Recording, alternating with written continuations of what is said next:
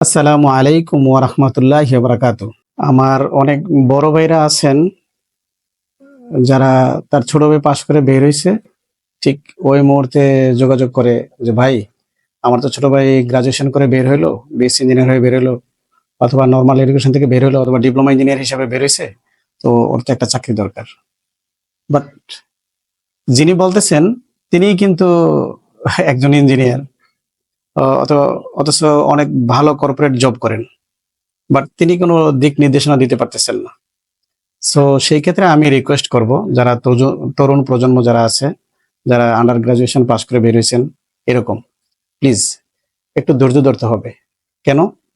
আমি আপনাকে একটু থামাইতে চাই। কারণ আমার খুব ছোটবেলায় যখন আমি 6 এ পড়ি, তখন আমার এক পরম শ্রদ্ধেয় স্যার বলছিলেন যে, "তোমরা আসলে চাকরির পেছনে দৌড়াদৌড়ি করো না। তোমরা নিজেকে ওরকম যোগ্য জায়গায় নিয়ে পৌঁছাও, চাকরি তোমার পেছনে দৌড়াদৌড়ি করবে।" তো সেই ক্ষেত্রে আমি বলব যে একজন আন্ডার গ্র্যাজুয়েশন পাস করার সাথে সাথেই সে কিন্তু একদম ফুলফিল না। সে কিন্তু প্রোডাক্টিভ না, আনপ্রোডাক্টিভ। বাট তাকে কোনো একটা কোর্স বা ট্রেনিং এর মাধ্যমে প্র্যাকটিক্যাল কাজ শিখে তাকে প্রোডাক্টিভ হইতে হবে এবং নিজকে যোগ্য হিসেবে তৈরি করতে হবে এবং তারপর সে তার প্রোফাইলে বা সিভিতে সে এগুলা এড করবে। তারপর সে এপ্লাই করার পর সাক্ষাৎকারে গেলেই সে তার যোগ্যতা প্রমাণ দিবে এবং কোম্পানি তাকে চাকরি দিতে বাধ্য থাকবে। আমি মনে করি আরকি। আরেকটা কথা যেটা আমি বলবো যে সবার উদ্দেশ্যেই বলবো, অ্যা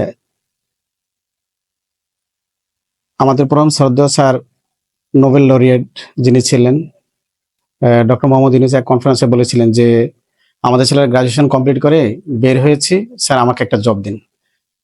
কিন্তু তাদের এটা বলা উচিত ছিল যে, "স্যার আমি গ্র্যাজুয়েশন কমপ্লিট করে বের হইছি।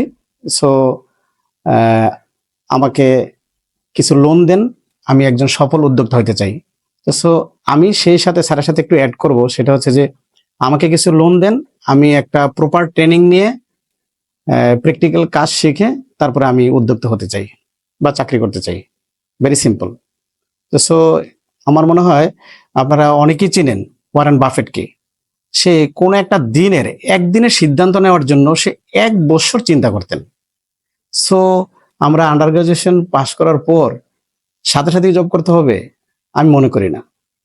একটু ধৈর্য ধরুন। অন্তত ৬ মাস আপনি আপনার নিজকে অ্যা যোগ্যতম জায়গায় নিয়ে পৌঁছান। তারপরে আপনি জবে এপ্লাই করেন বা উদ্যোক্তা হন।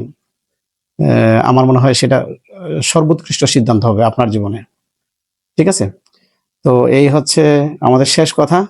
আমাদের ভিডিও কনটেন্ট যদি আপনার ভালো লাগে তাহলে একটি লাইক দিতে পারেন। আর যদি মনে করেন এটা আপনার জীবনের কোনো কাজে লাগবে তাহলে আপনি সাবস্ক্রাইব করে শেয়ার করে দিতে পারেন। পরবর্তী কোনো ভিডিওতে আবারও কথা হবে কোনো নতুন কোনো প্রযুক্তি নিয়ে। সেই পর্যন্ত ভালো থাকুন, সুস্থ থাকুন, আমাদের সাথেই থাকুন। আসসালামু আলাইকুম ওয়া রাহমাতুল্লাহি ওয়া বারাকাতুহু।